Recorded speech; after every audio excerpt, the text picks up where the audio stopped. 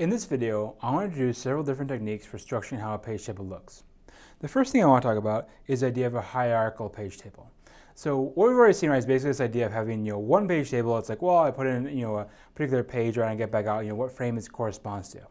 So this is great. The only issue is that sometimes my page table has kind of a finite size, and maybe it's, not good enough, right? It's not big enough, right? So how do I deal with that, right? If maybe my page table is a certain size, I need more out of it. One thought here is to basically nest page tables inside of other page tables. So let's say, for example, right, that I have basically, my addresses are something like 32 bits. So what do? Right? We can basically say that instead of splitting it into two pieces, right? So instead of taking my 32 and splitting it into, region for a page number, region for an offset, I can basically, well, I can still do the same thing, break it into two pieces, but those two pieces will maybe be broken up a little bit more, right? So here, right, normally what we'd have, right, is something like, a page, comma, and offset would be a very typical thing that we've done before. But now what we're saying is that basically I'm going to break it into, kind of page 1 and then page 2 and then an offset. Right? So we're going to have a little bit more here. So here the example is we're going to have a 10-bit offset, and then we're going to use 22 bits for pages.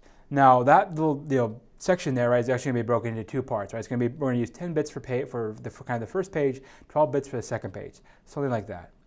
And so the idea is I'll have, basically page tables being nested. So I have, the outer page table. In the outer page table, I'll use to look up basically this first page, right? So this first, well, actually the first one was 12. I thought it was the second one, but the first one was 12. We have basically that first table store that, basically that number of pages, right? So the number of pages is represented by 12 bits. That's how big the first page table will be, right? Or the outer page table will be.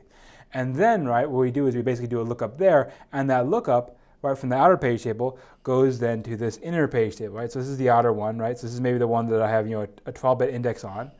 And then that next 10 bits are reserved for basically these other, well, that's basically a second page table, right? So I have a page table inside of my first page table, right? So I have, here I have basically, I have my outer one, right? And then I have, many inner ones, right? These are little page tables in here. And I have one of those, right, that corresponds to basically, how many can correspond to 10 different bits, right? So I have a page table inside of a page table. So I go to that second page table, and then that second page table, it stores my actual frame pages, right? My frame memory allocations, where exactly in memory it's being stored. And so I have basically two levels in direction now, right? So my first page table stores other page tables. My second page table stores the actual, physical addresses. So I have two steps there. The idea, right, is that I can have basically a little bit more flexibility, a little bit more scalability, right? So if I'm limited, right, to the size here, right, I can kind of, reduce that limitation by saying that some of the bytes, right, or some of the addresses right here are really going to just redirect me to another page table. And then my new page table lets me get access to a whole bunch of other things. So it is kind of an interesting idea, right, and gets us a little bit more flexibility in terms of where, things can be stored. Now the formal term for this, right, is to say that this is a forward mapped page table, right? So it's like we're going deeper and deeper, right, as you go through different levels. And we want to, right, we can even have more page tables and more page tables and more page tables, right, and just kind of nest them however we want. So yeah, and here I guess I come to skip over, but this is the diagram that shows, how our little indexes are now broken up, right? So we have two different pages for two different tables.